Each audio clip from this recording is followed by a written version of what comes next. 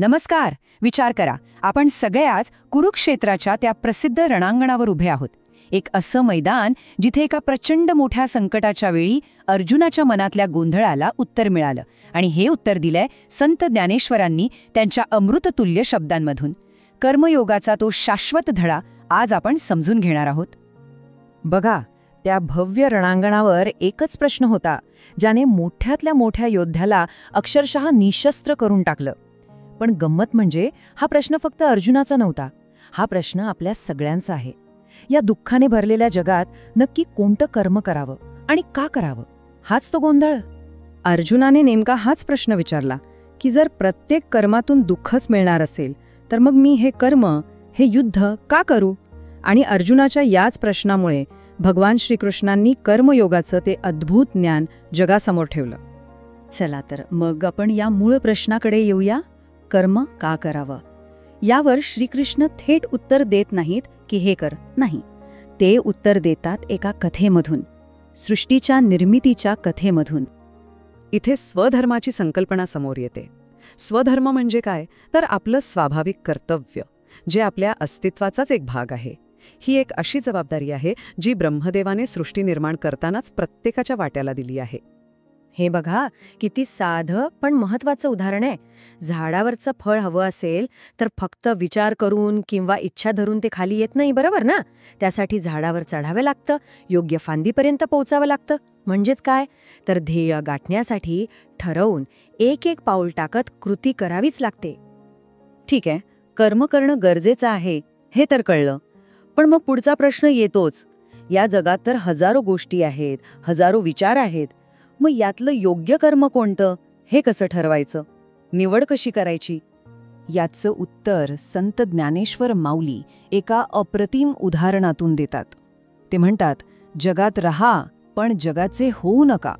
आणि हे कसं करायचं हे शिकण्यासाठी त्यांनी कमळाच्या पानाचं उदाहरण दिलंय.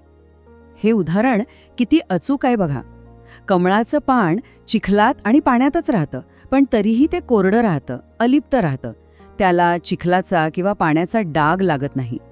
अगदी तसंच आपणही जगात राहून आपली सगळी कर्तव्य करायची, पण कोणत्याही मोहात न अडकता, कोणत्याही गोष्टीचा आपल्यावर डाग लागू न देता.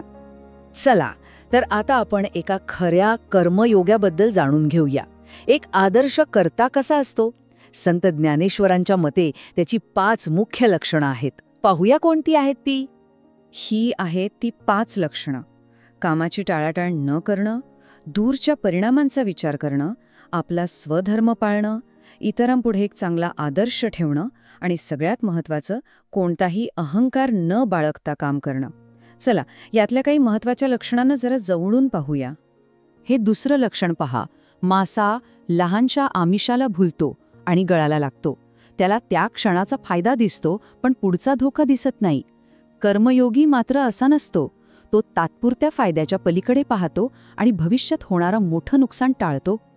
तिसरं लक्षण म्हणजे स्वधर्म पाळणं. हे उदाहरण बघा. निरोगी माणसासाठी दूध, साखर अमृत आहे, पण ज्याच्या पोटात जंत झाले आहेत त्याच्यासाठी तेच पेय विष ठरू शकतं. याचा अर्थ जे एकासाठी योग्य आहे ते दुसऱ्यासाठी असेलच असं नाही. प्रत्येकाने आपापल्या स्वभावानुसार आणि परिस्थितीनुसार कर्म करावं.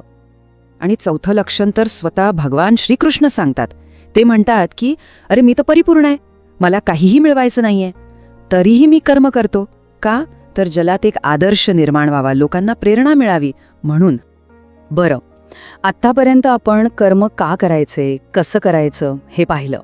पण या मार्गावरचा सगळ्यात मोठा अडथळा, सगळ्यात मोठा शत्रू कोणता आहे माहितीये? तो आहे अहंकार. मी करतोय, हे सगळं माझ्यामुळे घडतंय, ही जी भावना आहे ना, तीच आहे खरी अडचण. ज्ञानेश्वर माऊली म्हणतात की अहंकार माणसाचं 4 प्रकारे नुकसान करतो. तो बुद्धीचा नाश करतो, मिळालेल्या संपत्तीचा गैरवापर करायला लावतो, माणसाला वाईट संकेतीत ढकलतो आणि शेवटी सत्यापासून, ज्ञानापासून कायमचं दूर करतो. अहंकाराचा स्वभाव किती विनाशकारी असतो हे या पतंगाच्या उदाहरणावरून अगदी स्पष्ट होतं. पतंगाला वाटतं की तो दिव्याला विझवून टाकेल, पण त्या प्रयत्नात तो स्वतःच जळून जातो. अहंकारी माणसाचंही असंच होतं. आणि हे तर किती सुंदर उदाहरण आहे. आपला मन हा एक आरसा आहे. पण त्यावर जर अहंकाराची धूळ साचली तर त्यात सत्याचं, ज्ञानाचं प्रतिबिंब कसं दिसणार? नाही दिसू शकत. अहंकार ज्ञानाचा मार्गच बंद करून टाकतो.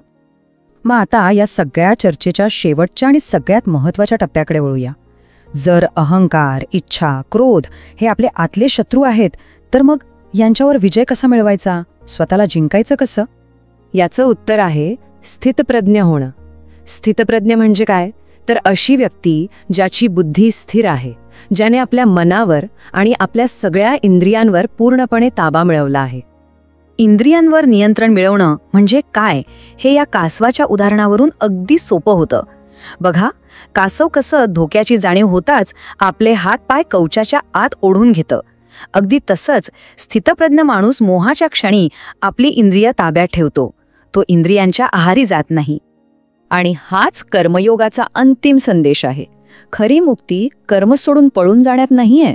खरी मुक्ती आहे आपलं प्रत्येक कर्म कोणताही अहंकार न बाळगता एका उच्च शक्तीला अर्पण करण्यात. कर्तव्यातच खरं स्वातंत्र्य दडलेलं आहे. तर स्थितप्रज्ञ व्यक्तीची आणखी कोणती लक्षणं आहेत? या ज्ञानसागरात, ज्ञानेश्वरीच्या या अथांग सागरात अजून खोलवर डुबकी मारायची असेल तर संपूर्ण ज्ञानसागरी मालिका पाहण्यासाठी आमच्यासोबत नक्की जोडलेले रहा. सबस्क्राईब करायला विसरू नका, म्हणजे पुढच्या भागात आपण यावर आणखी सविस्तर बोलू. राम कृष्ण हरी.